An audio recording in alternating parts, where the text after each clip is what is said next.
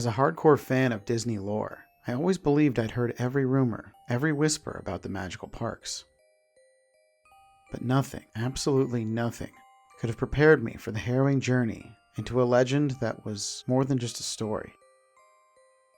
The legend is of a mysterious fog-shrouded castle perched atop a distant mountain, accessible only in what is known as the mirror version of Disney World. To reach this enigmatic realm, one has to embark on a peculiar mission.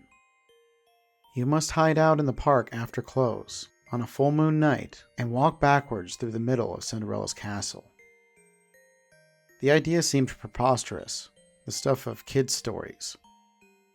Yet it gnawed at me, an irresistible enigma that beckoned with a mix of dread and excitement. My curiosity soon morphed into obsession. I meticulously planned the endeavor, gathering every scrap of information I could find about this urban legend. Nights were spent poring over old park maps, deciphering moon charts, and combing through obscure forums where whispers of the legend echoed. After weeks, the night of the escapade finally arrived, draped in a starless sky. I hid among the park's nooks and crannies as it emptied, my heart racing with a cocktail of fear and thrill. The hours crawled by, each minute stretching longer than the last, until finally, the full moon showed front the black night sky, and the park was finally empty. I made my way to Cinderella's castle, the familiar structure now cast in an eerie otherworldly light. A deep, unsettling silence enveloped me, pierced only by the distant sounds of crickets chirping into the night. With every backward step I took through the archway, a chilling breeze wound its way around me, and the world seemed to dissolve into an abyss of darkness.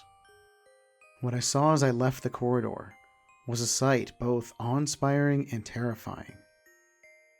Towering above me was a castle in the clouds, a twisted doppelganger of the one I knew, veiled in an ethereal fog. This was no longer the Disney of dreams and laughter. It was a realm of shadows and distorted echoes.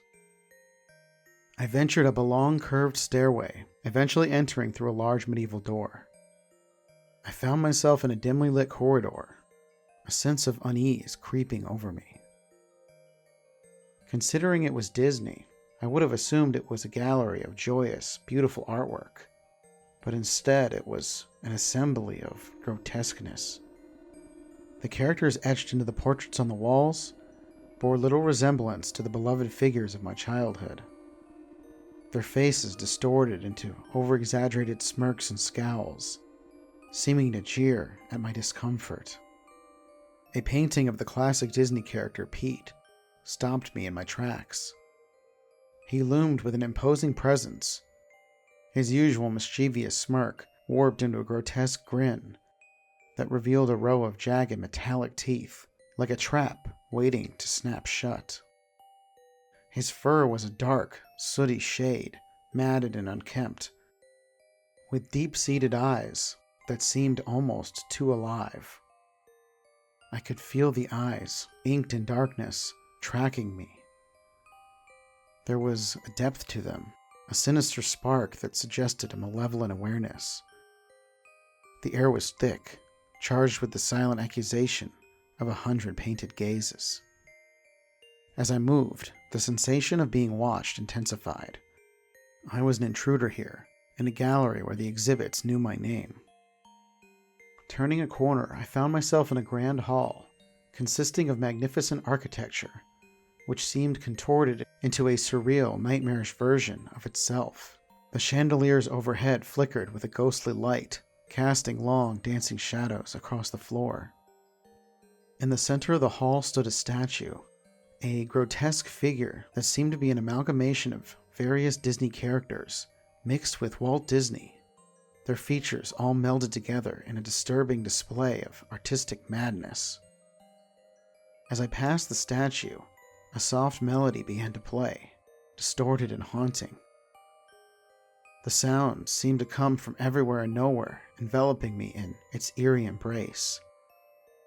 I felt a chill run down my spine, and for a moment, I thought I saw the statue blink. I quickened my pace, eager to leave the hall and its unsettling occupant behind.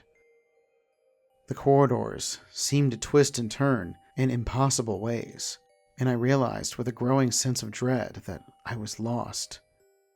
Every turn brought me to more distorted portraits, more flickering lights, and the ever-present feeling of being watched. Suddenly, I heard a sound that froze me in my tracks. A soft, cartoonish chuckle echoing through the halls. It was playful, yet there was something undeniably sinister about it. My heart raced as I looked around, half expecting to see a twisted version of a Disney character come to life and emerge from the shadows. But there was nothing. Only the oppressive silence that quickly reclaimed the corridor. With each step, I felt a growing sense of urgency, a desperate need to find a way out of this nightmarish castle. But as I continued to wander the endless corridors, I couldn't help but wonder if I would ever find my way out. As I pressed on, a sudden clatter resonated behind me, the sound of something heavy and deliberate. I spun around, my heart pounding against my ribs, and saw the portrait of Pete on the wall, the one I had passed minutes ago, only now it was empty. The painted head mysteriously missing.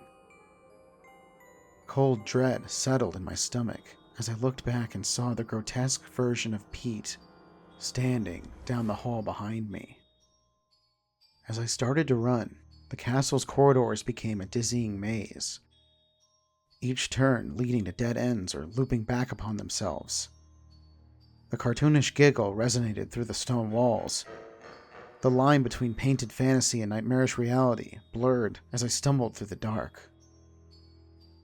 Every shadow seemed to move, as I could almost feel Pete's breath upon my neck.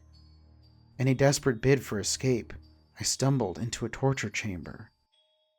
It was a macabre gallery of horrors, each instrument ghastlier than the last, bathed in the dim light that seeped in from the cracks in the stone.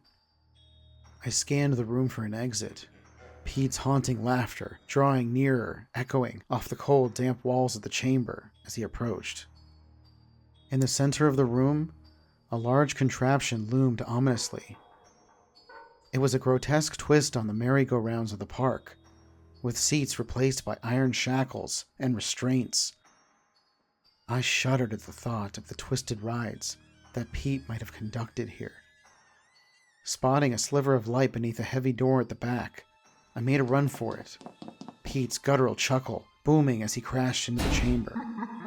As I reached the door and flung it open, the laughter stopped abruptly, replaced by an ominous silence, along with a staircase spiraling upwards.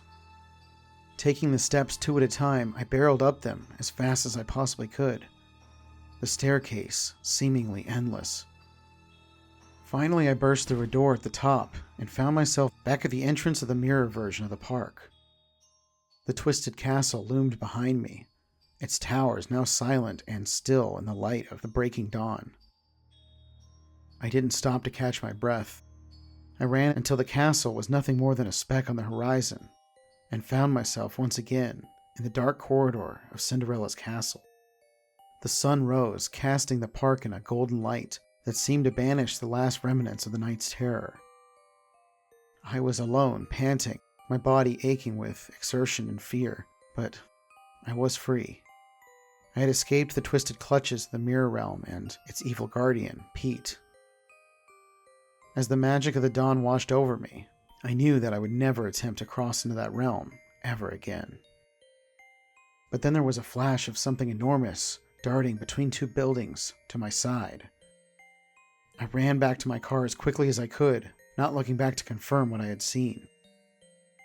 The drive home was a blur, my mind racing faster than the car. I checked the rearview mirror constantly, half expecting to see something sitting in the back seat. But there was nothing, just the road behind me, growing longer with every passing mile. I arrived home, locked the doors, closed the curtains, and waited. For what, I wasn't sure. A sign, a sound, that chuckle in the wind. The day passed and nothing happened. But just as night began to fall, I heard something right outside my window. Some kind of distorted amalgamation of voices, laughing. As I approached the window to check, I shuddered in fear. Just outside was the enormous mutated Walt Disney creature, staring in at me. He then pointed to the skyline, and in the distance, there was that hideous castle in the clouds. At that moment, I knew I was still there, in the mirror realm, and I would likely never get out.